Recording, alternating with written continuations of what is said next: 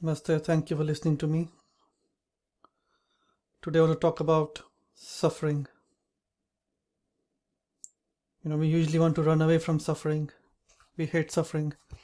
And many people only start the spiritual path to avoid suffering, which is the correct thing to do. Yeah. The real only reason to start meditation or any other spiritual journey is to avoid suffering. But today I want to talk about why suffering is not always bad for you.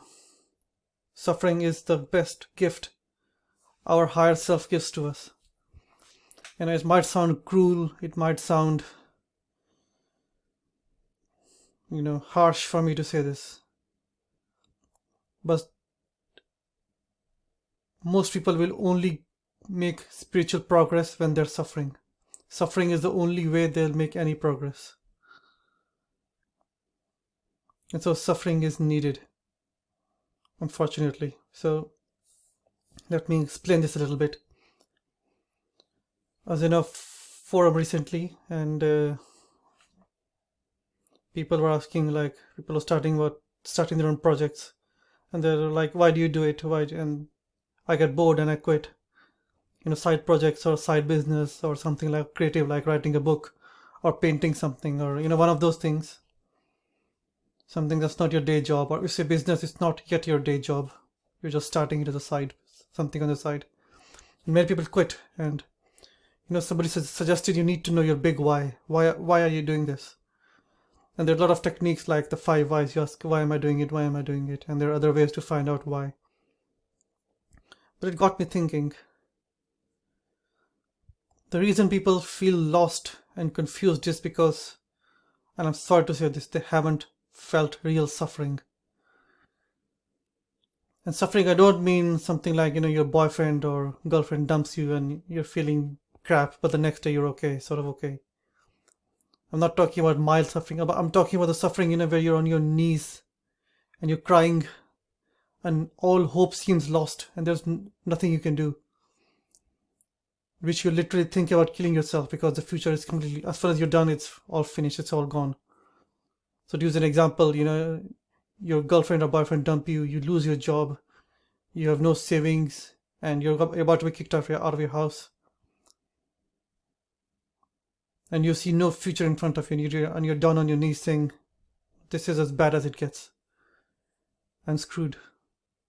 If you've never really fallen on the ground and crying, I'm talking about that sort of suffering. And that sort of suffering is needed because it gives your life meaning. It puts everything in perspective, and it makes everything clear for you. People have gone through that sort of suffering. They have their big why. They know why they're doing things. It puts your life into focus. All the crap falls away.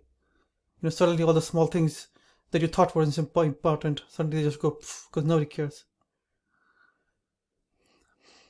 So why is suffering so needed? Suffering is, like I said, suffering is a gift that our higher self, our divine gives to us.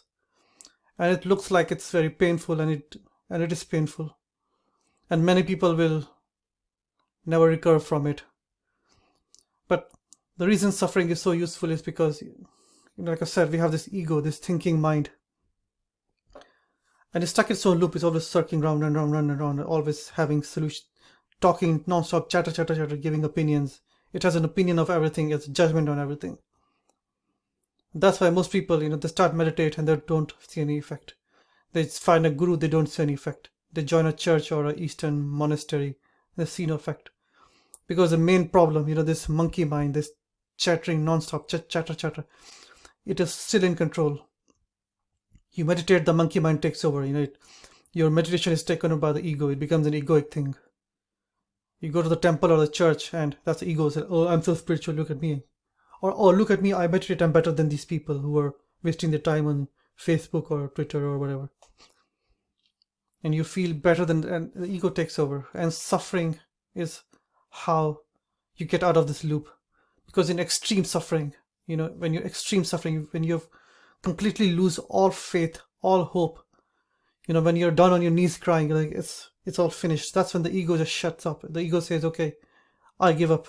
The thinking mind, the ego, I mean the thinking, this addiction to our thinking, and it just gives up. It says, I give up, I cannot go any further. And that's when the higher, our higher self, our own deeper self, as it were, you don't have to use the G word, God, because many people hate it. So your own deeper self, your own higher self, your Buddha nature, it can sort of step through and guide you. And only in extreme suffering does the ego, actually surrender for us. Actually says, right, I don't know what to do. Help me, please. And you have to be in that sort of attitude. It's like the Alcoholic Anonymous. Their first saying is that we were so helpless, we didn't know what to do. So if we accept that we have lost everything, we accept that we are helpless. And this sounds very negative. Oh, we accept we're helpless. But it's actually quite powering, because you're saying, of my own, my thinking got me into this mess, and my thinking cannot get me out of this mess. So I need something bigger to help me. I need, something more than my limited self, my body, my brain, to help me. And that's when you start talking to the higher, the universal. There's a divine intelligence that wants to help us. But we need, unfortunately for us, for all of us, we do need that suffering. We do need to suffer.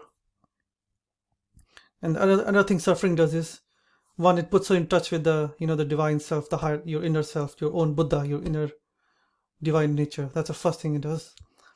The second thing it does, it forces you to look at yourself, turn the camera onto yourself. So the mind, the ego, is a judgmental. It's always looking outside, and trying to point, and his fault, his head, that's fault. It's always judging other people and judging other things. And that's what keeps us enslaved in suffering. So only in extreme suffering does, the camera turn, instead of looking at other people, always analyzing other people, the camera turns around and looks at itself. And the mind and the ego looks at itself. It says, what am I doing wrong? What am I doing to invite my suffering? And that is the real purpose from a spiritual point of view. That is the real job of the mind, to analyze itself, to study itself, to realize that it's not the master of this game. It's just one component. And extreme suffering, not in everyone, for most people it has no effect. They'll suffer and then they'll go back to their lives. Some people, they'll turn the camera around, and instead of looking at others, outer world, they look at themselves and they'll say, what am I doing wrong? What am I doing to invite my suffering? Where am I failing? I think this is the most powerful spiritual question you can ask. Where am I failing life? Because life is supposed to be joyful, meaningful. It's supposed to be like a river flowing naturally. I mean, you'll have stuff when the river flows and there are rocks on the side.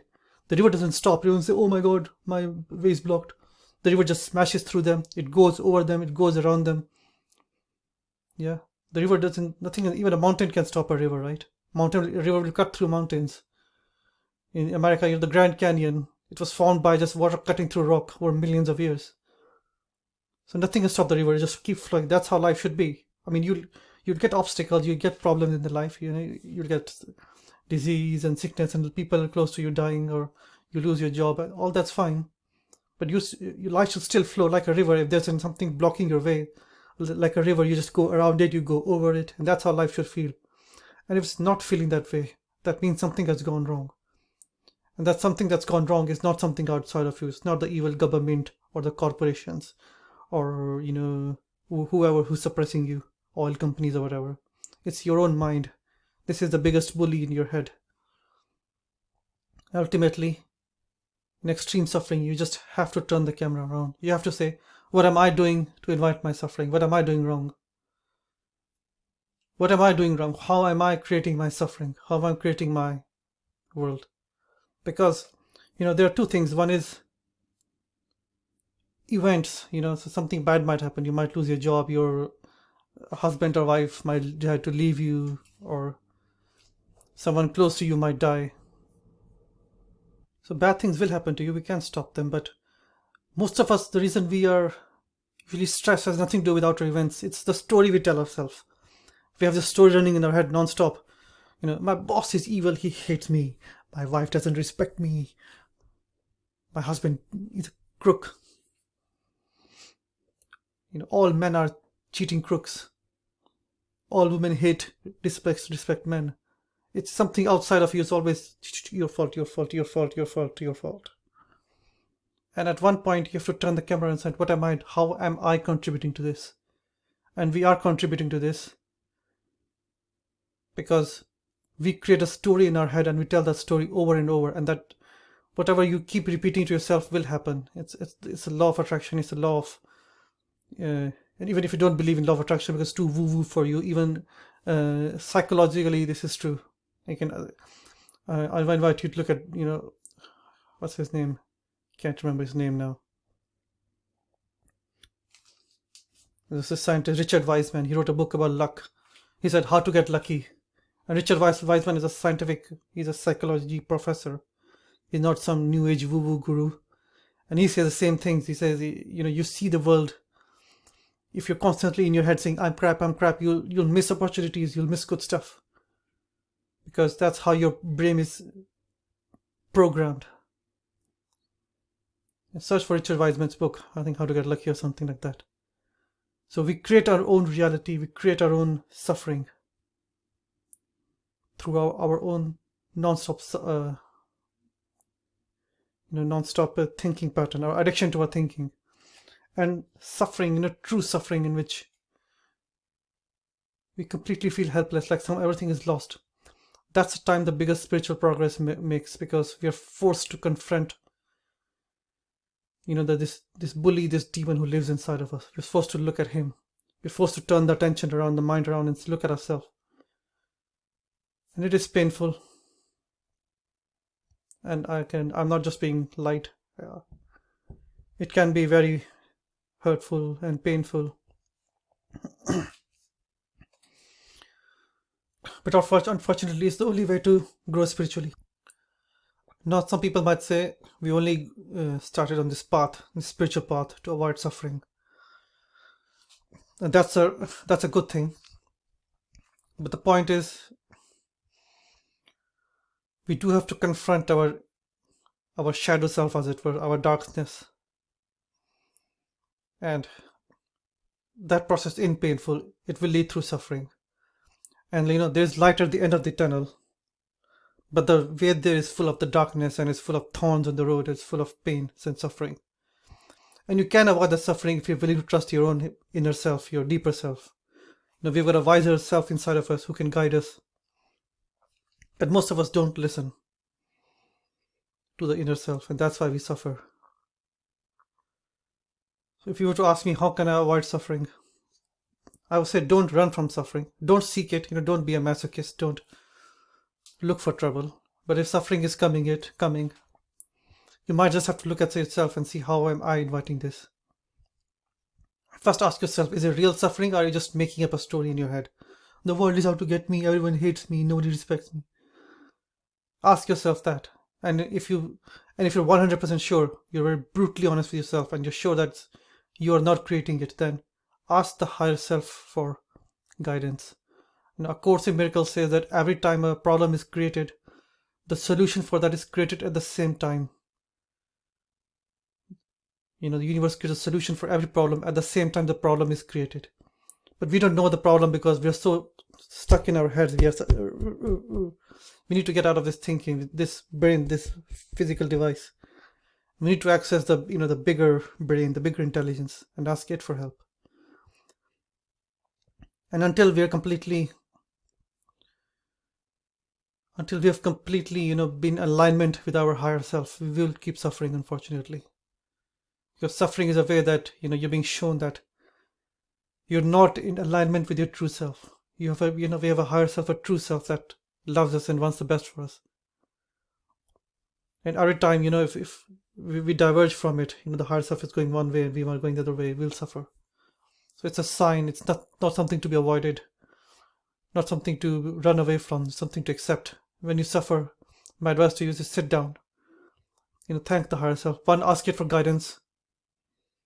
How can I escape whatever? It was something as simple as, you're about to lose your job, or you can't find someone to love, you don't have any relationships or whatever. And then, after asking the higher self for guidance, which is nothing special. You just sit down, close your eyes, and literally ask, please, higher self, inner self, please guide me. What do I do next? And then at the same time, this is the first step. The second step should be you turn the camera around. Instead of looking at the outer world, look at your mind, look at yourself. What am I doing to create my situation? Or even if not this particular situation, where am I going wrong in life? Am I constantly blaming others? Am I stuck in a negative life thinking cycle? It's all crap, everything's crap. You need to look at, and it's very harsh looking at yourself, and it can be very hurtful once you realize that, you're so full of self-loathing or hate, and that's causing you problems. But you have to accept it and face that. It's called the shadow self, your own dark self. And it's a shadow self because when you look at it, you'll feel disgust and loathing, because that's what you've been suppressing, all the crap you've been suppressing in your subconscious. And unfortunately, that all that stuff has to be brought up, and that is called suffering. But don't run away from suffering. Ask for help and look at yourself. Use suffering as a good time to self-analyze, look at your own mind. Stop the mind. Don't let the mind judge other things and other people. Let the mind analyze itself, because that's when a spiritual awakening happens. When the mind, instead of running after outer things, starts analyzing itself and says, "Oh, where did I come from? Who am I?" This question, spiritual questions, right? Who am I? Who am I? And many people treat it like it's like a mechanically. Oh, who am I? Oh, who am I?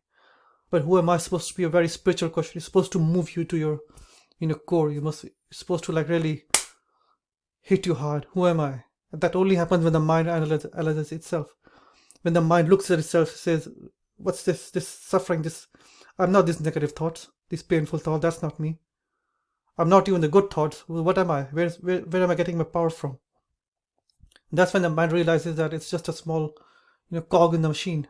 It's not the mind thinks it's the big boss, but it's just a tiny little gear, as it were. But that's a completely different topic. Mind analyzing itself. For now,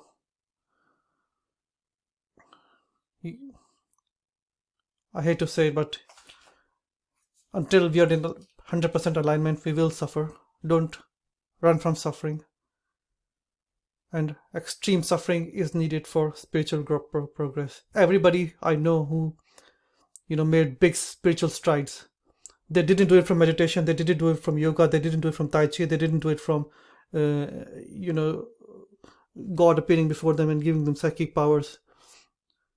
Almost every person who had big spiritual jumps, they did it through suffering. Their life went to shit, and they went down to their knees.